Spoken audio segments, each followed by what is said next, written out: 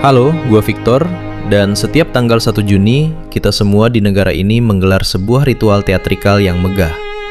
Dari Sabang sampai Merauke, instansi pemerintah bersolek, lini masa media sosial dipenuhi warna merah putih, dan pidato-pidato normatif tentang indahnya persatuan menggema di ruang publik. Kita mendadak menjadi bangsa yang paling berideologi di dunia selama 24 jam. Namun, mari kita berani jujur pada diri sendiri. Begitu matahari terbit di tanggal 2 Juni, topeng moral itu kita lepas kembali. Kita menyimpan Pancasila rapat-rapat di dalam laci, lalu kembali ke setelan pabrik, menjadi manusia yang super pragmatis, individualis, dan bersikap masa bodoh. Ritual ini terus berulang setiap tahun. Pertanyaan kritis yang harus kita berani ajukan hari ini adalah, apakah kita benar-benar berideologi, atau kita sebenarnya hanyalah sekumpulan orang hipokrit yang membutuhkan simbol suci untuk menutupi kebobrokan realitas sehari-hari? Hipokrisi terbesar terjadi ketika kita membandingkan apa yang tertulis di atas kertas dengan apa yang terjadi di atas aspal jalanan. Kita mengagungkan sila kedua, kemanusiaan yang adil dan beradab. Namun di ruang publik, egoisme sektarian dan premanisme berkedok seragam tertentu justru dipelihara dan punya posisi tawar yang kuat. Kita mengklaim sebagai bangsa yang santun, tetapi di media sosial, perundungan dan penghakiman massal adalah konsumsi harian.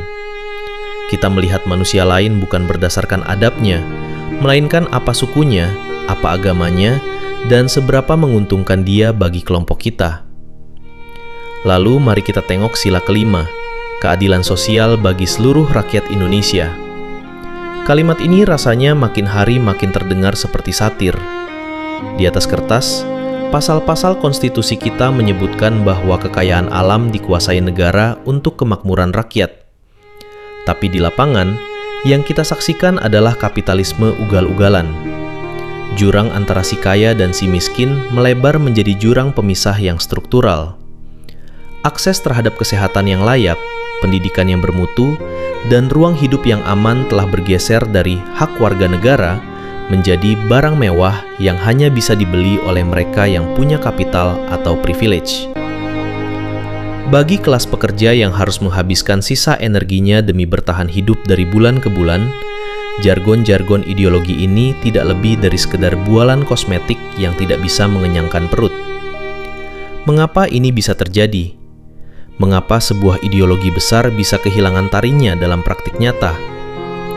Jawabannya adalah karena ideologi di negara ini telah mengalami komodifikasi dan penjinakan. Sepanjang sejarahnya, Pancasila seringkali diturunkan kastanya oleh penguasa. Alih-alih dijadikan pedoman untuk menyejahterakan, ia kerap diubah menjadi instrumen kekuasaan, sebuah alat gebuk politik. Siapapun yang mengkritik jalannya sistem, siapapun yang menuntut haknya secara radikal akan dengan mudah dicap anti-Pancasila, subversif, atau tidak NKRI. Ideologi digunakan sebagai candu atau obat penenang agar masyarakat tetap patuh dan menerima ketimpangan sosial dengan lapang dada.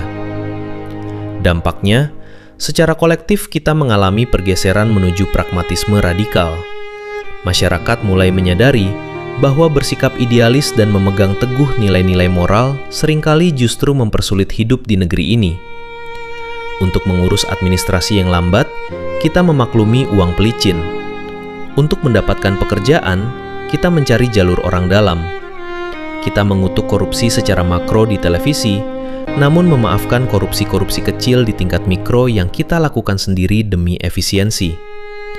Kita secara sadar mengabaikan nilai ideologi demi sebuah mode bertahan hidup, survival mode. Kalau fungsi ideologi hari ini cuma untuk dihafal anak sekolahan, dipakai upacara setahun sekali, dan dijadikan tameng politik para elit, maka kita sedang berada di ambang kebangkrutan moral yang serius. Ideologi itu bukan berhala. Pancasila bukan sesuatu yang harus disembah tanpa boleh dipertanyakan efektivitasnya. Harusnya, ideologi berfungsi sebagai kompas, atau lebih tepatnya, alat ukur kegagalan. Ketika kita melihat hukum tumpul ke atas dan tajam ke bawah, kita tidak boleh diam sambil memegang dada dan berkata, "Kami Pancasila." kita harus berani berteriak bahwa negara ini sedang gagal mengimplementasikan sila kelima. Ideologi tidak diciptakan agar kita bisa pamer betapa hebatnya bangsa kita di masa lalu, melainkan untuk memperingatkan kita seberapa jauh kita telah tersesat di masa kini.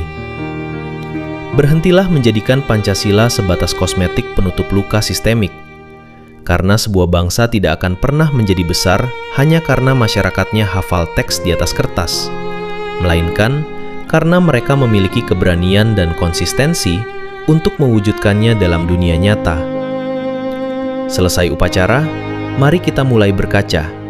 Gua Victor, sampai jumpa di analisis berikutnya.